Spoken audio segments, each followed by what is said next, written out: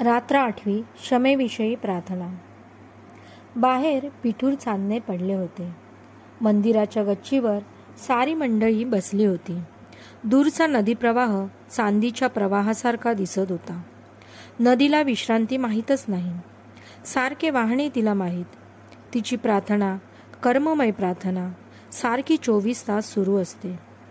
कर्म करीत असताना ती कधी गाणी गुणगुणते, कधी हसते, कधी खेळते, कधी गंभीर होते, कधी रागाने लाल होते. नदी म्हणजे एक सुंदर व गंभीर गूढ आहे. श्याम त्या नदीकडे पाहतच उभा होता. सृष्टी सौंदर्य श्यामला वेडे करीत असे.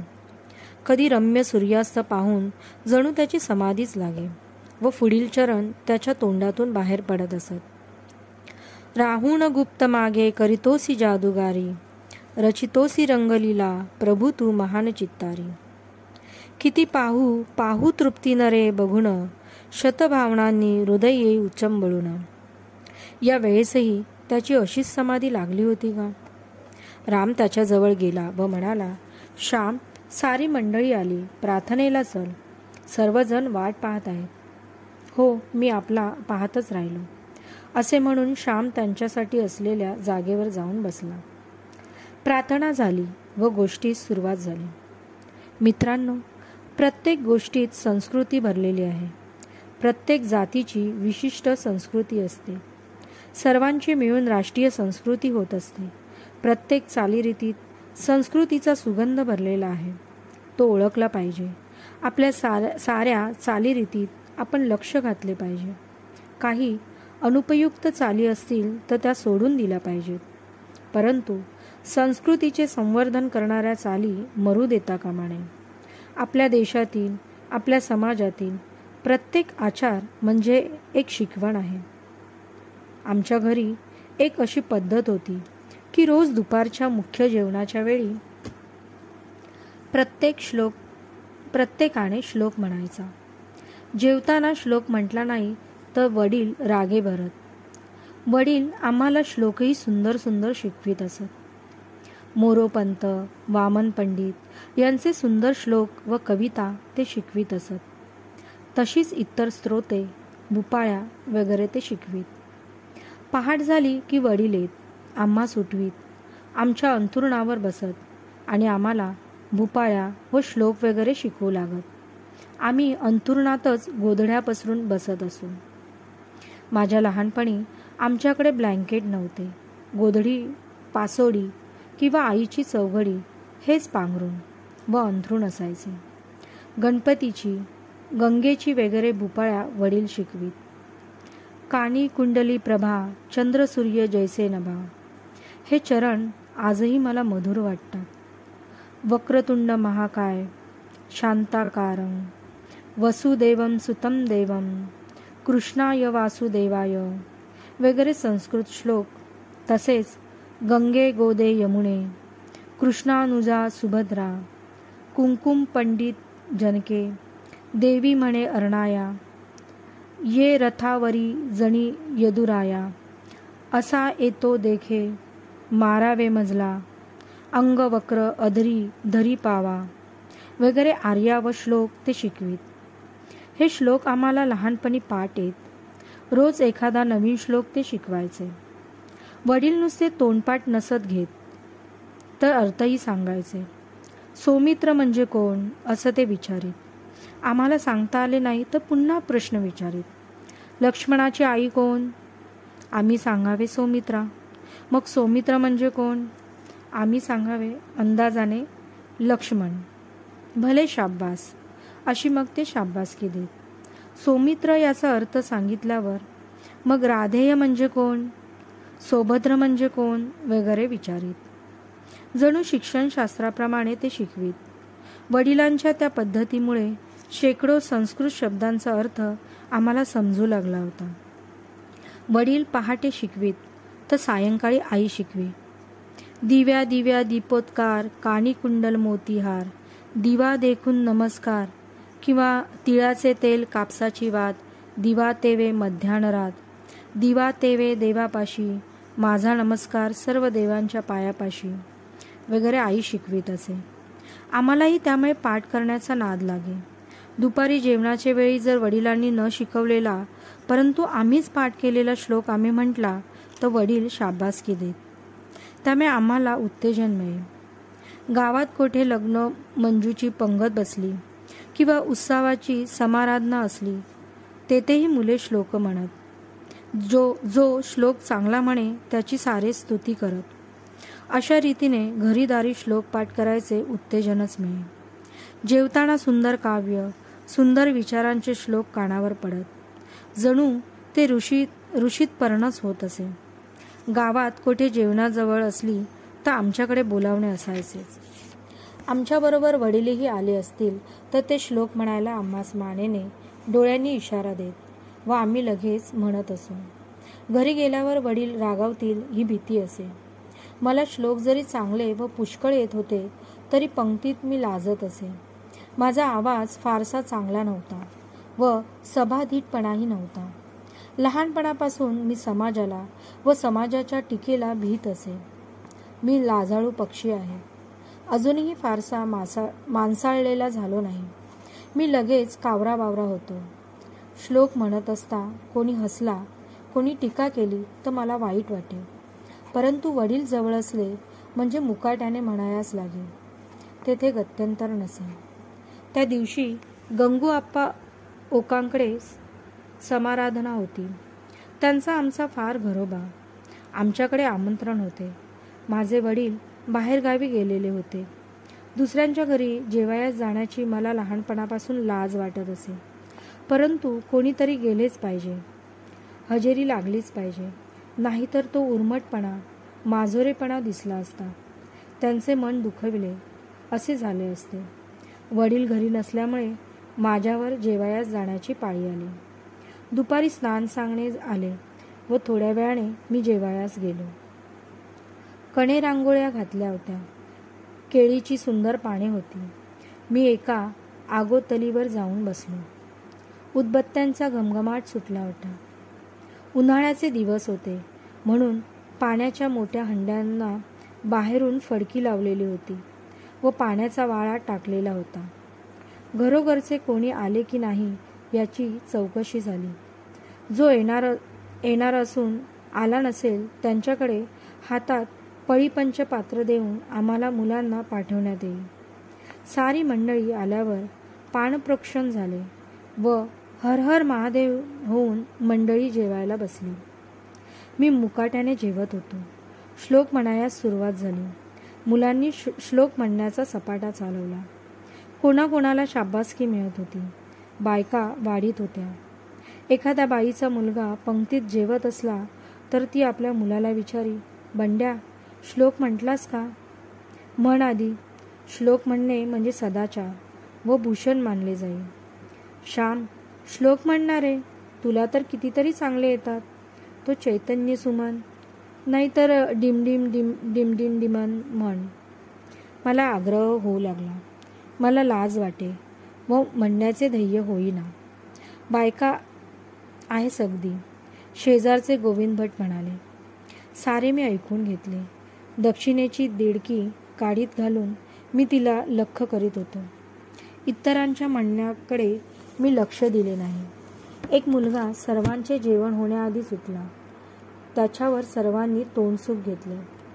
आधी उठणे म्हणजे पंक्तीचा अपमान असे समजण्यात येईल. जेवणे झाले. सर्व मंडळी उठली. मी सुपारी वगैरे खातच नसे. वडील फार रागवत सुपारी खाल्ली तर. विद्यार्थ्यांनी सुपारी विडा घेऊ नये अशी चाल होती. मी घरी आलो. शनिवार असल्यामुळे 2 प्रहरी शाळेला सुट्टी होती. आईने विचारले, काय रे होते जेवायला? भाज्या कसल्या होत्या? मी सारी हकीकत सांगितली. आईने विचारले, श्लोक म्हटलास की नाही? आता काय उत्तर देणार? एका खोट्यास दुसरे खोटे. एक खोटे पाऊल टाकले की ते सावरायला दुसरे खोटे पाऊल टाकावे लागते. पाप पापास वाढवीत असते, दृढमूल करीत असते. आईला मी खोटेच सांगितले. श्लोक म्हटला. आईने पुन्हा विचारले, कोणता म्हटलास? तो म्हटलेला लोकांना आवडला का? पुन्हा मी खोटे सांगितले. की नेत्री दोन हिरे प्रकाश पसरे हा श्लोक म्हटला.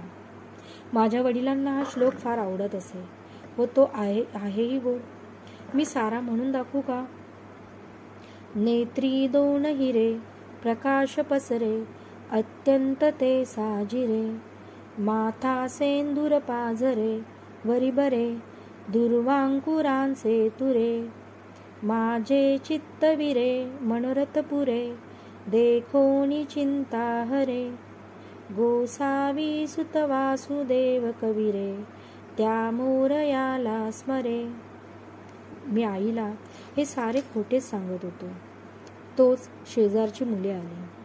एकमेकांच्या खोड्या करायच्या, एकमेकांची उणी पाहावायची, एकमेकास मार बसवायचा हा मुलांचा स्वभावच असतो.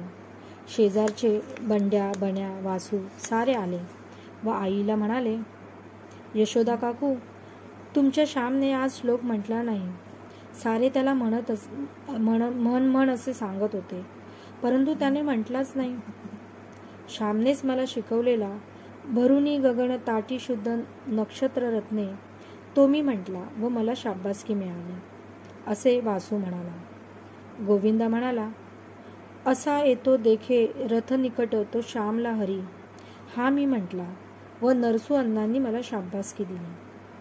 आई मला म्हणाली, श्याम, मला फसवलेस, खोटे बोललास, श्लोक म्हटला म्हणून सांगितलेस. वासू म्हणाला, श्याम, केव्हा रे म्हटलास? बण्या म्हणाला, अरे त्याने मनात म्हटला असेल, तो आपल्याला कसा ऐकू येईल? बंड्या म्हणाला, पण देवाने तर ऐकलं असेल. मुले माझी थट्टा करून निघून गेली. मुले म्हणजे गावातील न्यायाधीशच असतात. कोणाचे काही लपू देणार नाहीत. गावातील सर्वांची बिंगे चव्हाट्यावर आणणारी वर्तमानपत्रेच ती. मला आई म्हणाली, श्याम, तू श्लोक म्हटला नाहीस ही एक चूक व खोटे बोललास ही तर फार भयंकर चूक. देवाच्या पाया पड व म्हण मी पुन्हा असे खोटे बोलणार नाही. मी मुकस्तंभ तेथे उभा होतो. आई पुन्हा म्हणाली, जा देवाच्या पाया पड, नाहीतर घरी येऊ देत त्यांना सांगेन, मग मार बसेल, बोलणी खावी लागतील.